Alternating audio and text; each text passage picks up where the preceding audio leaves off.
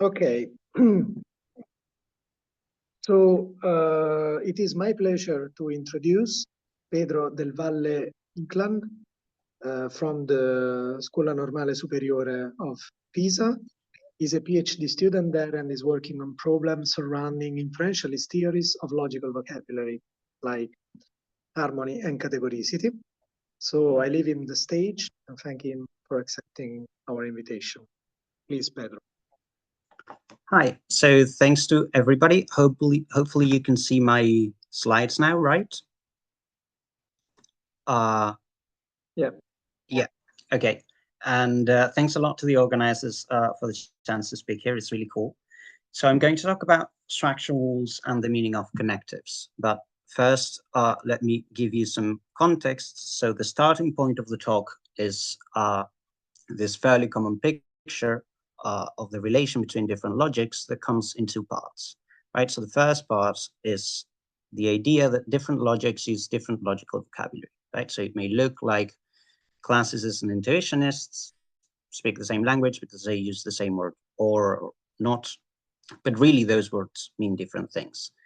And the second part of the picture, which is supposed to follow from the first, is that disagreements about the validity of arguments are in some sense just verbal disputes, right? So it looks like classicists and intuitionists are disagreeing, but really they're just talking about the logics of different expressions. So in a sense, they're just talking past each other. And as you're probably aware, the kind of poster child for these ideas was Quine, right? This is a very well-known passage from his book, Philosophy of Logic, where he discusses paraconsistent logicians. And he says, they think they're talking about negation, but surely the notation ceased to be recognizable as negation when they took to regarding some conjunctions of the form P and not P is true, and stopped regarding such sentences as implying all others. Here evidently is the deviant logician's predicament. When he tries to deny the doctrine, he only changes the subject. Now, I'm not going to cover the specific arguments that Quine uses for his position, but I will say that this sort of line of thought is particularly pressing for inferentialists, right? So as an inferentialist, you're bound to think that the meaning of logical vocabulary is given by the rules that govern it. And on the face of it, changing those rules just amounts to changing the logical vocabulary. But things are less straightforward because, okay, one of Quine's unstated assumptions, at least in philosophy of logic, is that any change to your logic whatsoever can change the meaning of your logical vocabulary. But it's not obvious that this should be so, right? And a common response that goes back to very early work by Putnam and later work by Morton is that if two logics agree on enough principles involving some operator, then they share the operator. If two logicians agree on enough principles involving an operator, then they are using the same operator. And this is a very natural thing to say, but people are bound to ask, what do you mean by enough agreement, or what counts as enough agreement? And more or less recently, some inferentialists have tried to spell this out in proof theoretical terms, right? These are people like Restall and Francesco Paoli and Dicher, and they're often called minimalists. So very rough idea, we'll see details later. The general idea behind minimalists is that in a sequent setting, in a sequent calculus setting, operational rules determine meaning and structural rules don't, right? And this means that disagreements about validity that can be recast as disagreements about structural rules don't involve a change of subject in sort of Quine's terms. So basically what I'm going to try to do in the talk is try to convince you that minimalism is not a good idea, or at least that current minimalist positions have problems. But before I try to do that, there's, I think, a useful distinction that we should draw, because there's at least two ways of going about the whole meaning variance thing, or at least two ways of being a minimalist, right? You can put the question of meaning variance in terms of logics, where logics are distinct from the specific calculi for them. And I'm going to call this approach sort of logic first minimalism. So here the idea is that you want identity criteria for the connectives of different logics, but you formulate those criteria in terms of their calculi, right? And this is more or less how Francesco Paoli goes about the issue in his 2003 and 2014 But if you're an inferentialist, there's also another way you can go about it, which is to forget about logics, at least momentarily, and say, well, does this specific set of rules define the same connective as this other set of rules? And here you're looking for identity criteria across calculi rather than logics, right? So criteria of identity across calculi formulated in terms of rules. It should say both Paoli's and Dicher's views have slightly changed in their joint work, right? Their 2019 paper, the originals in a full theoretic semantics, but I'm going to focus on their sort of earlier, purely minimalist position. In any case, this is kind of the menu for today. So first I'll discuss logic-first minimalism, then I'll discuss rule-first minimalism, and then I'll try to sketch, and here the emphasis is on sketch, a slightly different picture of what structural rules are doing and of the whole meaning variance debate, right? Before we do that, just a tiny bit of admin, just to get it out of the way. We're going to be discussing substructural logics. So I'm going to take logics to be multi-set consequence relations. This is not very important, but they're going to be multi-set consequence relations, single or multiple conclusions, it doesn't matter. And of course, sequence as well are pairs of finite multi-sets. The last thing is that we need some notion of the same rule in different languages, right? There's an obvious sense in which this are the same rule, just formulated for a different symbol. And we can cash it out in really straightforward terms, right? So in theory, in a meta language, we have dummy formulas and dummy connectives and dummy context variables. Using those, we formulate rule schemata. And then a rule in a language, sort of syntactically individuated, is the set of substitution instances of some schema, and rules in different languages are identical if they're instances of the same schema.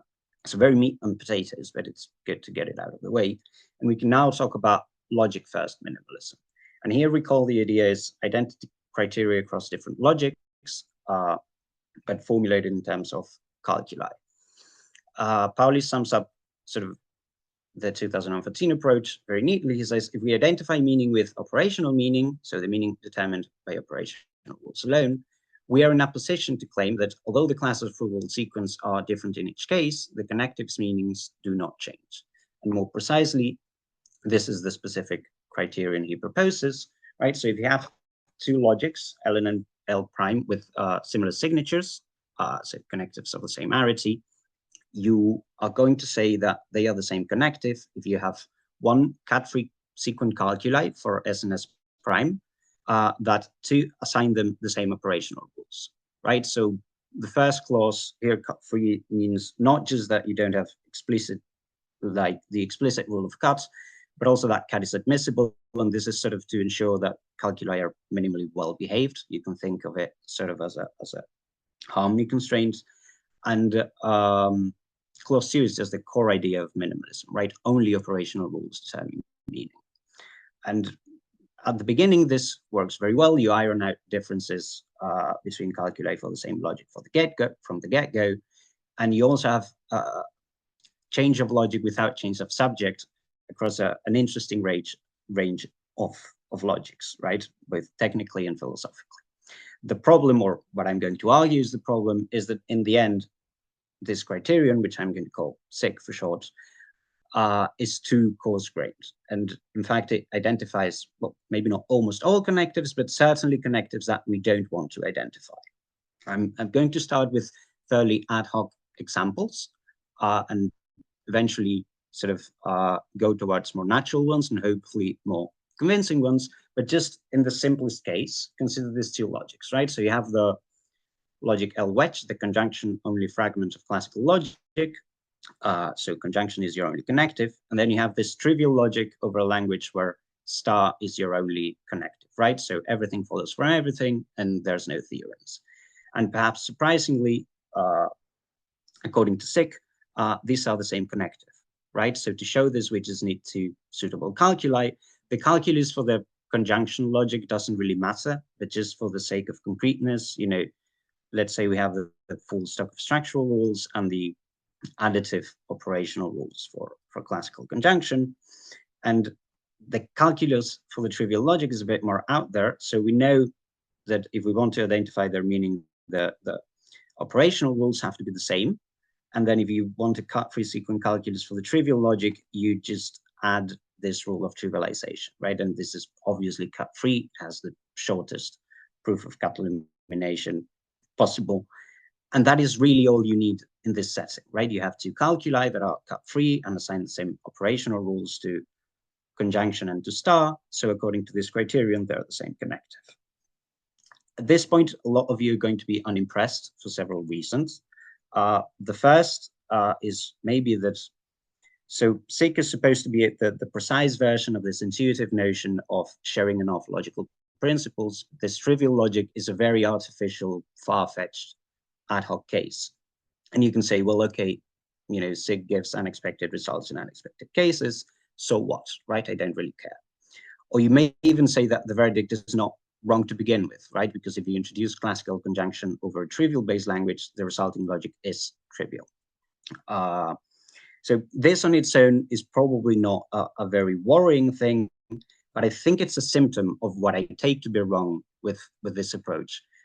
Now, it should be clear that the rule of trivialization makes the operational rules for star more or less irrelevant. Like pretty much any other set of operational rules, given the trivialization rule, would have resulted in a calculus for the logic L star. And SIG is blind to structural rules, that's the point. So this means that we can identify star with almost any other connective, right? Earlier we saw that conjunction was identical to star.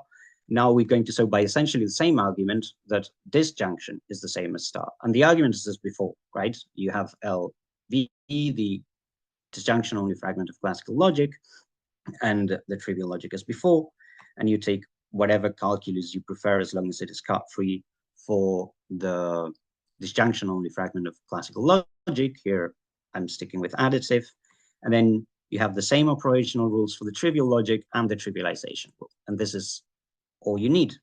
And where things get dicey is when you put everything together, right? Because you have that conjunction is the same connective as star, but you also have that star is the same connective as disjunction. And so identity is transitive, and you have to say that conjunction is the same connective as disjunction, which you don't want to say.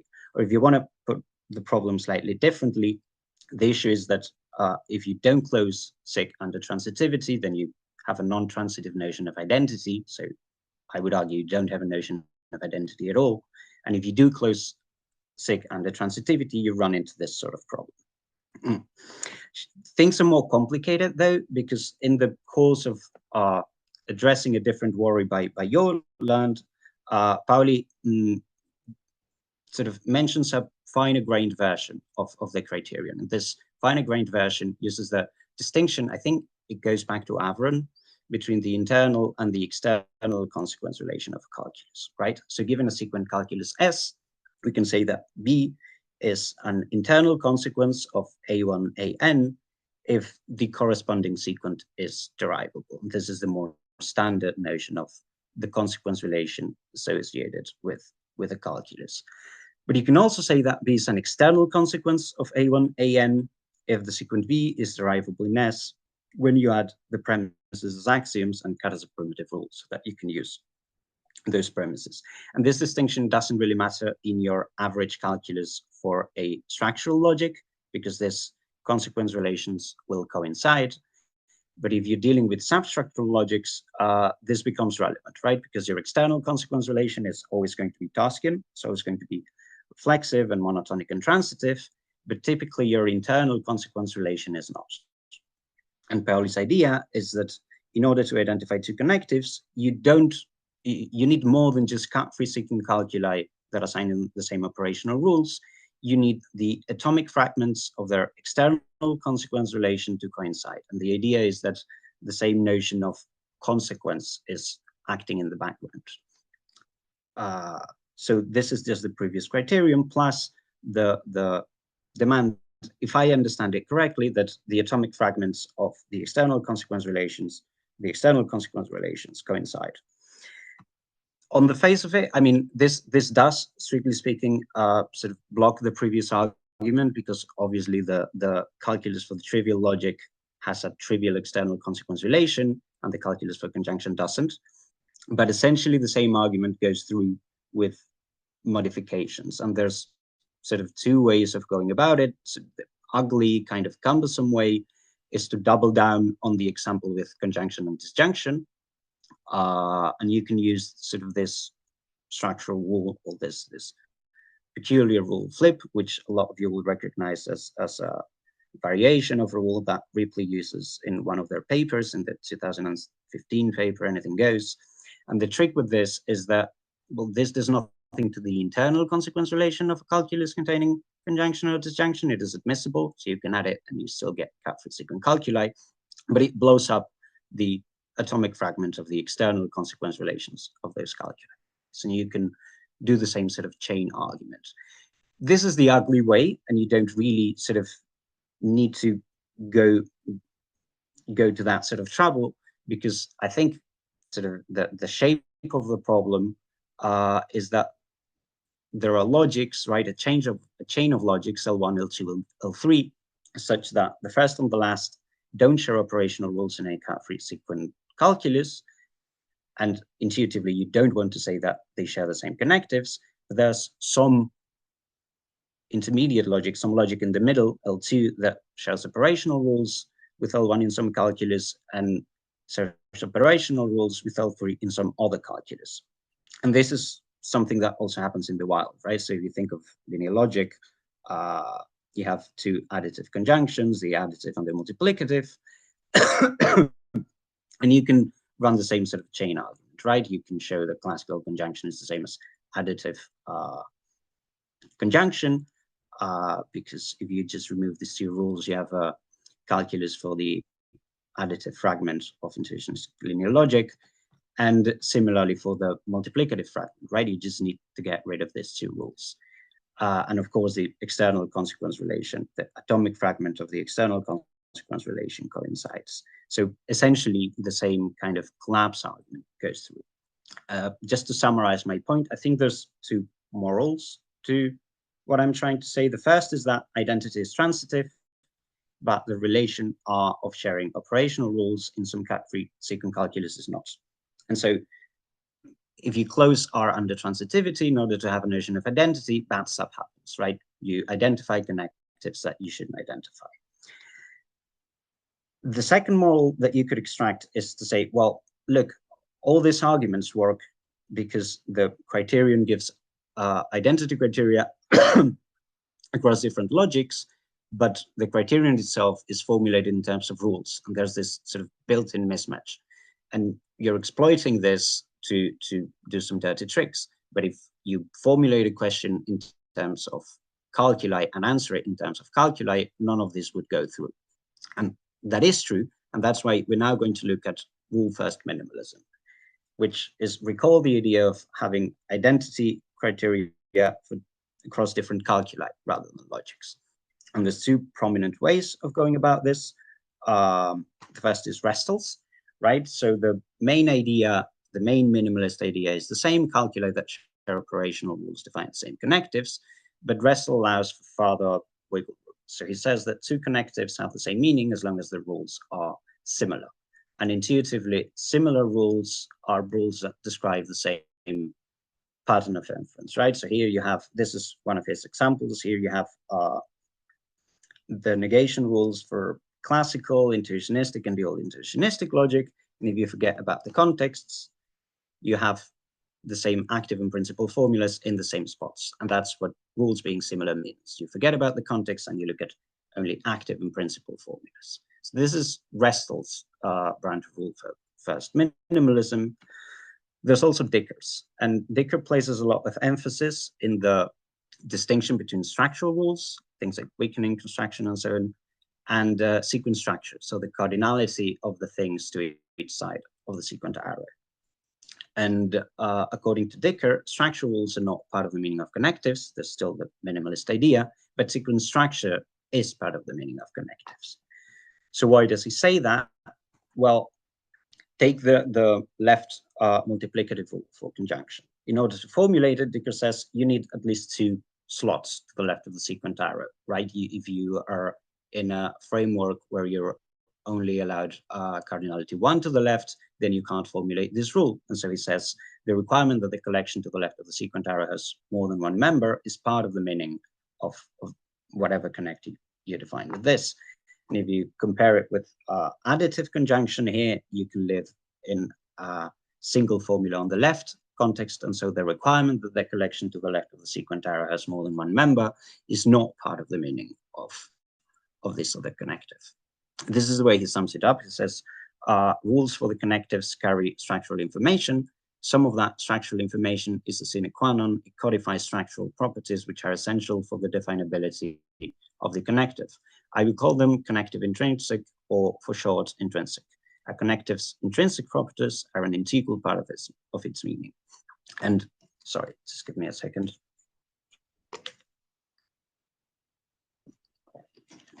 The idea, a bit more precisely, is that connectives are defined by the structurally minimal version of their operational rule. So the formulation that imposes the least structural demands, the minimal setting for the rules.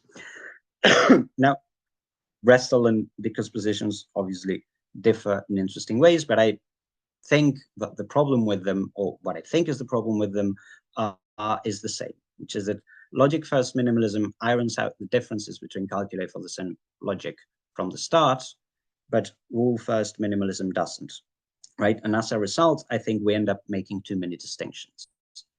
And I think the best way to bring this out is asking a fairly silly question: how many classical conjunctions are there?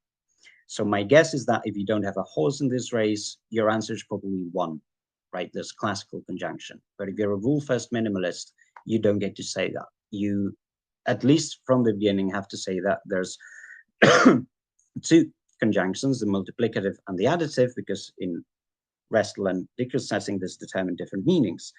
But that's not the end of it, right? Because, I mean, if you have the full stock of structural rules in the background, things like cards, weakening, identity, contraction, and so on, you can give different formulations of the multiplicative rules, for instance, right? This is equivalent if you have cuts. You can also do double line rules, right? Sort of introduction and elimination rules in a sequence setting. And if you don't mind being quite silly, you can even have sort of infinitely many multiplicative conjunctions, because if you have contraction, you can require multiple occurrences of one of the conjunctions, right? So you can do this with 2, 3, and so on. And I think, by the way, this obviously you can make the same sort of argument with additives and so on. This is not just about the multiplicatives. And I think there's a couple ways that rule-first minimalists can reply to this sort of point.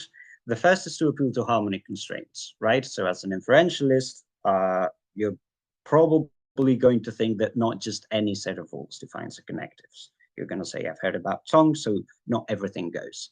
The problem is that, as far as I'm aware, like every harmony criterion that I'm aware of allows at least 2 harmonious classical conjunctions. So in the end, you're still going to have some form of classical additive conjunction and classical multiplicative conjunction.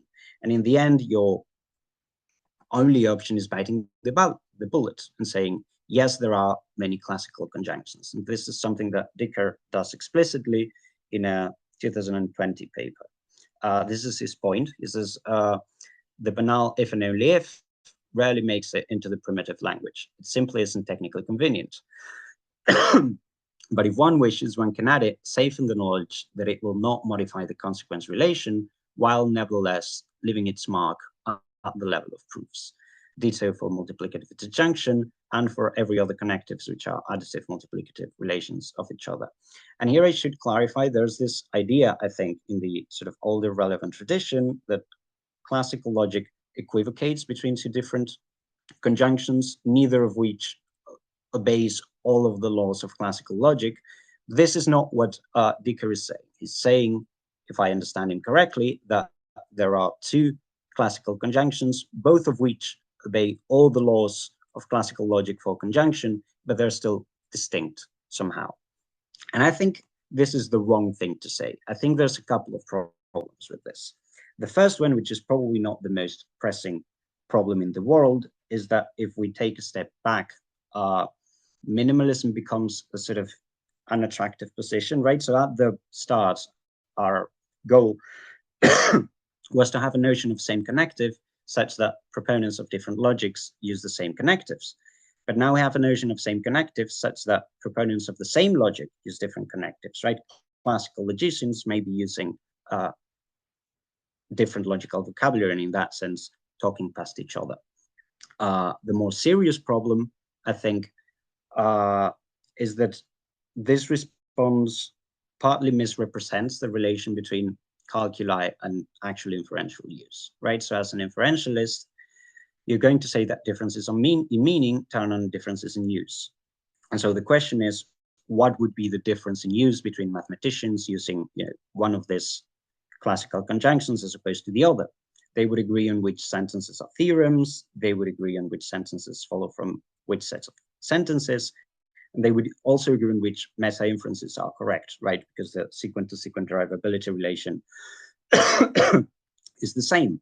So Dicher's point is that the only difference is at the level of proofs. And here, by proofs, he means derivation trees, right? Formal proofs. So the question is whether this difference at the level of derivation trees is enough to draw a distinction in meaning. And I would argue that it is not, right? So there's always a good amount of slack between informal mathematical proofs, as you find them in papers or in textbooks, and derivation trees. So this is something that happens by design, right? Derivations sort of fill in the gaps. I think it's Frege's metaphor of informal proofs. They substitute the actual inferential steps that mathematicians make by simpler ones, smaller ones, ones that are easy to check and mechanize. And this filling in of the gaps always includes a certain amount of choice, right? So you don't discover that the rules governing the use of classical conjunction by classical mathematicians when they're doing classical mathematics are this as opposed to these and a few applications I've got here and there. This is not the sort of thing you discover.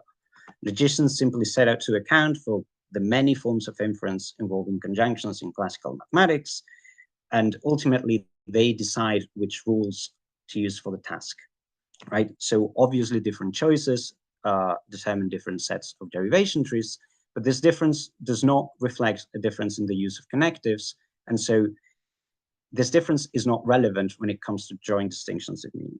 And I should clarify that I'm not, obviously some aspects of proof trees are relevant and trace back to meaning, the fact that they're finite, the fact that they have finite collections to each side of the sequent arrow. For some inferentialists, the fact that they have one or many formulas to the right. All I'm saying is that the specific distinction that Dicher is banking on does not trace back to a distinction in use, and so we shouldn't draw distinctions in meaning based on it. So just to summarize, the idea is that rule-first criteria don't translate well to the level of logics. By focusing on the fine detail of rules, we draw distinctions that we shouldn't, and we draw distinctions that don't correspond to differences in use.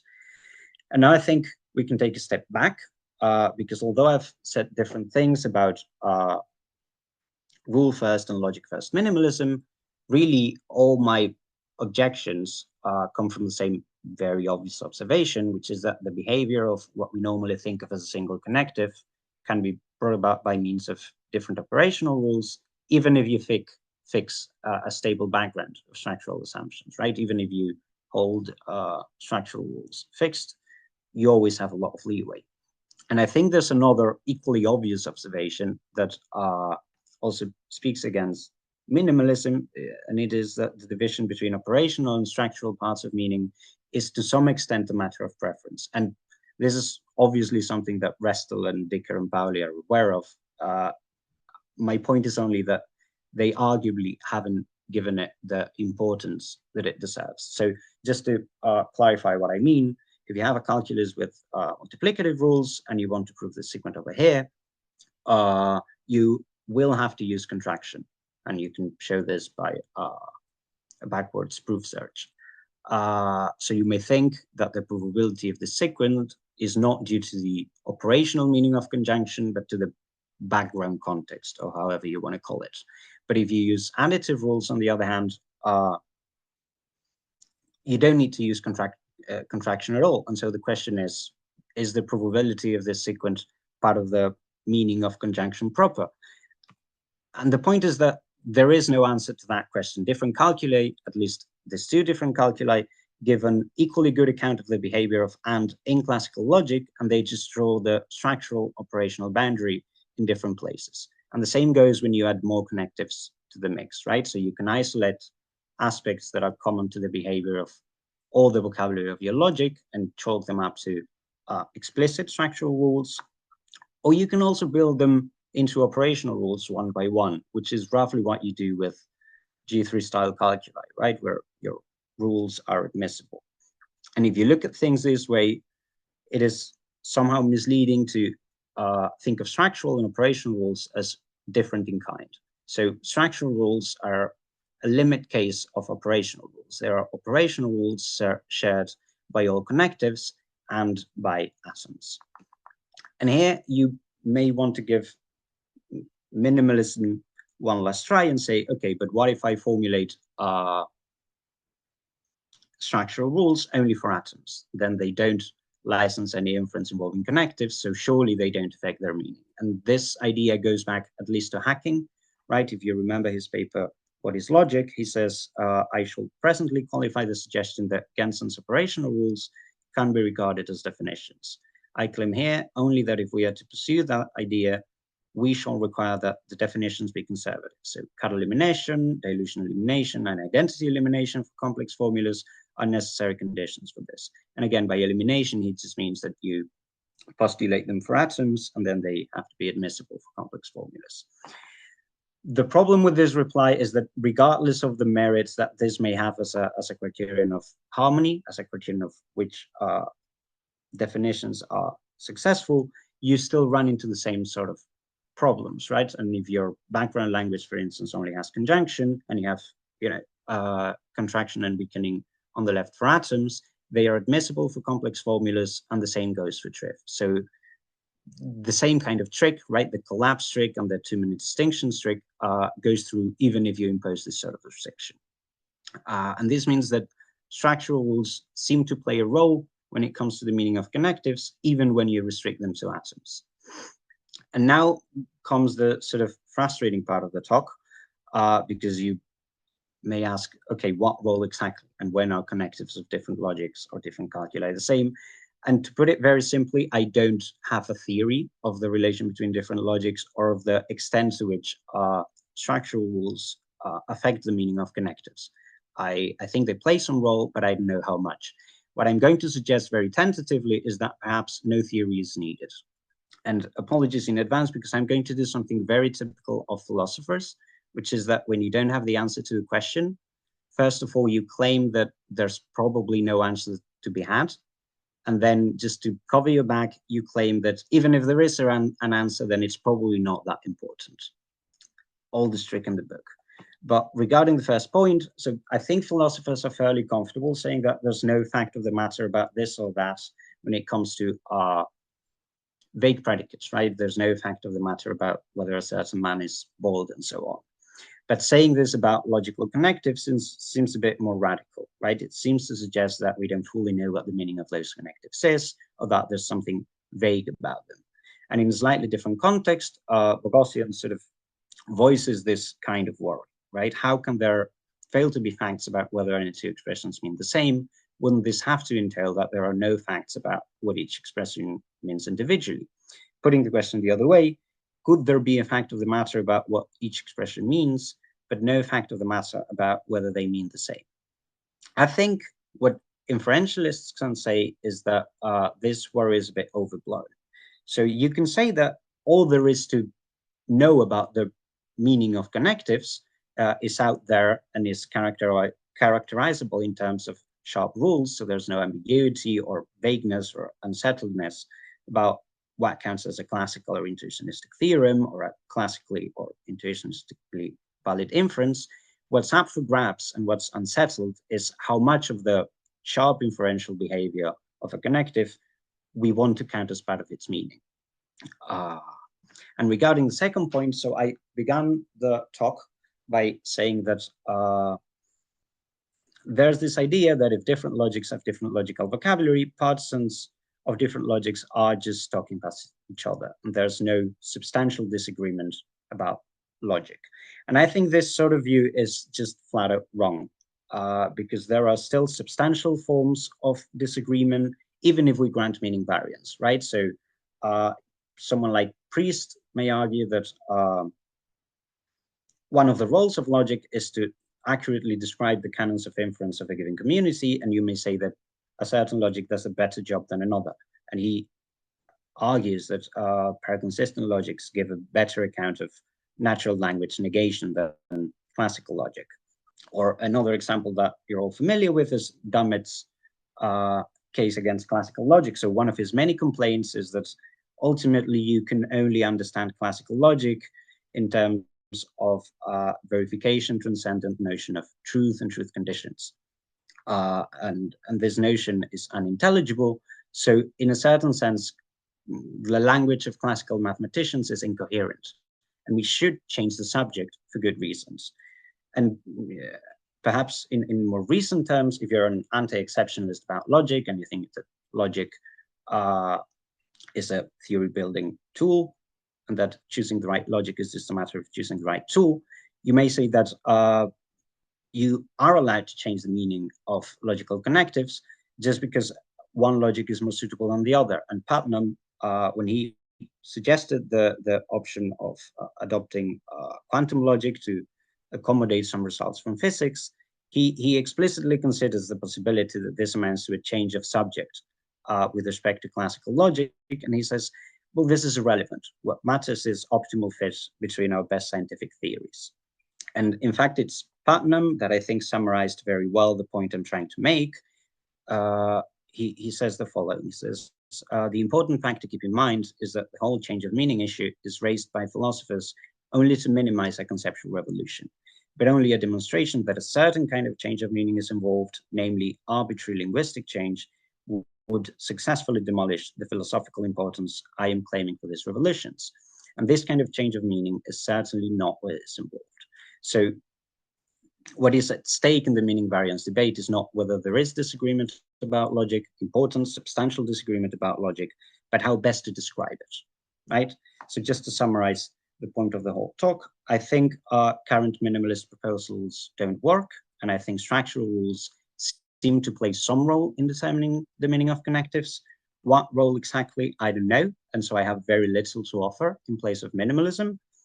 But arguably, the situation is not that dire, because meaning variance is less pressing than it's often made out to be. And technically, that's good news, so I will end on that. Thanks.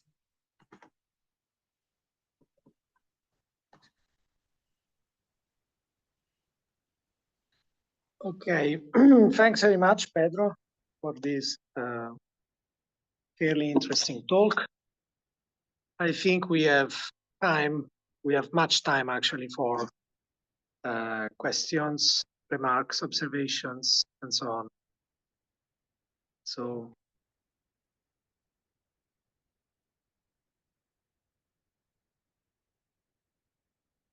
I don't see any raised hands. So Francesco, please. And I think that Francesco raised his hand before than Matteo. So please, Francesco. Please, Matteo, go ahead. No problem. Oh, thanks, but I'm completely outside of the debate, so I think your question will be so much more interesting. So please go ahead. Okay, as you prefer. So thank you very much, Pedro. This is really interesting. And actually, you discussed my views extensively. You know that meanwhile, my views are have changed a bit. So I'm not going to defend my former self more than it is necessary. I will only perhaps press on some points that you raised in the end of your talk, where you had your tentative parse constraints of your position. So basically, even granted that well, meaning variance is actually inevitable, I think that if you think in the same terms as Quine did in his philosophy of logic, then it is a problem in any case, because what is sometimes underscored in the appreciation of Quine's position is the fact that he basically has in mind his radical translation scenario when considering the disagreement between two different logicians, like the classical logician and the per-consistent logician. And in this scenario, there are two persons who are trying to make sense of the other people's talk, just in terms of, for example, if the logical connectives of the logical constants are at issue, just in terms of the inferential behavior they can observe in the counterpart. Right, so if I'm trying to make sense of the talk of someone else, what I have to do is try to tentatively match, in the absence of any translation manual, to match my expression with the expression used by the other person